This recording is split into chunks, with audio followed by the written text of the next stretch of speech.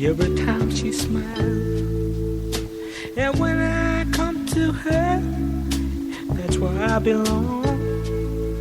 Yet I run into her. Yeah, username Anthony Jennings. Well, hello guys. Hey Welcome to guys. Cosmopolitans with Lauren. Welcome to Cosmopolitans with Lauren. Have you missed me? Because I don't know if you have or not, because I can't hear you, obviously.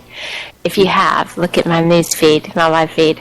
Hi guys, I'm back. I feel like it's been forever because we did a pre-recorded show the other day, and so it has been forever. I was trying to touch base with y'all, like what's going on in my life, and really nothing exciting other than I had my teeth cleaned for the first time in like 5 years today, and I can't hold my mouth open that long. I think that's probably why I'm not still married. That was supposed to be a laugh. But really, there's really nothing going on in my life other than my dogs scampering around here, and my producer's mad at me because while we're talking on the radio, I'm actually eating some goldfish and drinking my Cosmopolitans because I went to like a ballet class today, and I'm very sore and hungry. But besides that, I hope everybody's doing good, and we're excited to have our mystery guest. That's what I did a little thing on. I feel like I'm doing 48 hours. I feel like I need to have like a black pantsuit on, and we're doing like this serious thing, but we are doing a serious thing. It's just it's me. But we've got a entertaining guest that is going to talk to us about soldiers and the plight of soldiers, which I'm very that's my thing. That's what I'm very on board with. That's my number one topic I like to volunteer with and interact with is soldiers. And I'm going to let him introduce himself to us because we are doing mystery. It's like, remember the mystery dating game? We're at the mystery dating game. So I want to let him introduce himself to you. Hello? Oh, goodness. Hello? Okay, hey! Hey, how you doing? Hey, mystery guest. Tell us your name and what you do. My name is Hanson Jennings, and I work for the VA, and I'm also a veteran. And I work in Seattle. And so I kind of see it from both ends. I've seen it from both ends, being a veteran and also employed by the VA. So. And what do you do at the VA? I'm a physical therapist. And what is the physical therapist? I mean, is that... Tell us exactly what's your day. Your day starts out at 8 o'clock. What do you do all day? Soldiers come in with prosthetics. They need to learn how to use them. They come in without prosthetics. We have speech therapists that work with us as well. A lot of guys with TBIs, traumatic brain injuries, and such. So we're working with a lot of soldiers, new veterans and older veterans who have physical and also mental issues as well. With traumatic brain injuries, and so we try and rehabilitate them and get them back into action so that they can have a fulfilling life outside of the military. So, do you feel like, let's just be honest, do you feel like that you get a lot of backing on that? I mean, is the government and the public behind you in that? Because that's my concern in things. Well, yeah, I feel like the public is definitely behind, all of our veterans, more so than the Vietnam veterans that came back, in the 60s and 70s and even the early 80s. There's so much more support now in the public. It's awesome because I run into Vietnam veterans occasionally, and they, of course, didn't get the support that a lot of these guys that are coming back from Afghanistan and Iraq and are coming back with now. So that's a good thing.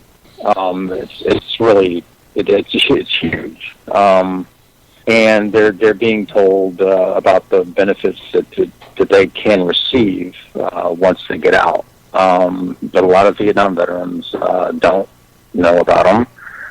And they don't know until they start coming to the VA. A lot of veterans, when they first get out, want to kind of stay away from the government. I mean, the last thing you want to do, and I think if you ask any veteran out there, they'll tell you, the last thing I want to do is have anything to do with the government. I don't want to go to the VA. I don't want to, just want to stay away from them. And why is that? I want to go. I think the government is doing everything it can. Why you say that? Let me interrupt you real quick. When you say they want to stay away, why is it they want to stay away? I mean, I know because I interact with them. Because you've been in, and they've seen action. They've been programmed, I guess, so to speak, in a way. They've been trained. They were part of a unit. They were part of a team. They were part of a squad. A lot of guys have seen combat. A lot of guys and women have seen and experienced a lot of horrific things that they didn't really expect to experience. And it's one thing to go in and join and, I could go to war at any day, and then all of a sudden find yourself in the middle of it. And then to come home and find yourself with maybe a traumatic brain injury, PTSD, and you have to acclimate yourself back into society. So it's a tough thing to wrap your mind around as a veteran. To the last thing you want to do is have anything to do with the government, because I don't think a lot of them trust the government after they get out, because they're not told. I think they're just not told about the benefits that are available to them. And they don't really find out until they go to the VA. And usually they only go to the VA because they have to. They can't afford outside insurance. So they end up going to the VA, and they from learning from other veterans about the benefits that are available to them. And I think the government probably needs to do a much better job at informing them when they out-process from the military. Okay, look, these are the benefits that are available to you. You need to go to this VA in your hometown, wherever you're from, and check them out and look into them and file for claims. So, yeah, like I said, I've run into Vietnam veterans, years after they've been out, and I wasn't even aware of any benefits until I started working for them. Which I think is sad. But you have this huge homeless population of veterans that have never known and that are suffering from PTSD or TBI, traumatic brain injury, and they're just kind of out there floating in the wind, and they don't have any support. They don't have, a lot of them are middle to lower class individuals, and they were, they joined the Army, or they were drafted like Vietnam veterans were, and they get out and they don't know where they fit in. They have no idea where they fit in. So you have this huge suicide rate among veterans, and it's sad. It doesn't have to be that way. And as a veteran, it really it irks me. So I think something definitely needs to be done about that. So let me ask you something. I hope I answered your question. You did, and I love that you're telling me everything. So, because we see on television and we see on movies or whatever, and I found pertinent to what you said earlier is that when you were talking about brain traumatic injuries, if they're hit by whatever, and they have a injury, and you've got to send them. Do they send them directly back home, and do they go directly into a VA to see you? How does the transition when they're injured on the field? I'm not really sure about, because I don't have a traumatic brain injury myself, and I never really lost a limb myself. But I think they go through. I'm pretty sure that they go through some sort of psychological acclimation. No, but I'm talking about when they originally hit the field. Like if they lose a limb or they have traumatic brain injury, they're obviously not going to keep them in Afghanistan. No. Would they ship them directly to a VA hospital somewhere like in Washington? They'll take them probably, if they're in Afghanistan, they'll probably take them somewhere in Germany. That's a little bit, safer area, obviously. They'd take them to Walter Reed Hospital. And as far as I know, from there, after they get, stabilized and taken care of, they are moved to whatever state VA hospital facility that's available to them. And from there, they probably go through more, acclimating and, acclimation to society. Probably a lot of psychological, they used to call it mental hygiene when I was in. And any veterans are listening right now, they're probably laughing because that's exactly what they called it. And I'm sure they try and acclimate them as much as they possibly can and make them feel as positive as they can in the situation that they're in. But this, as far as I know, none of this really started happening until, after 9/11. Once 9/11 hit, they hit the ground running, boots on the ground, and they realized all of a sudden, okay, we need to handle this a little bit differently than we did a lot of Vietnam veterans that came back. Well, basically all the Vietnam veterans that came back. But, just a few days ago, I had a guy that I was working with, and he was 25 with one arm gone and two legs gone. And I had the utmost respect for this guy. I mean, he was so young, had his life in front of him.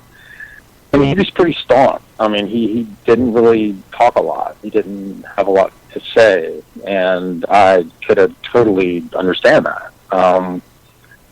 Someone like that is going to have to go through a lot of psychological. I use a lot of military terms. Excuse me. I'm equipped for it, and if the listeners out there, y'all need to just get your Google machine out and Google it.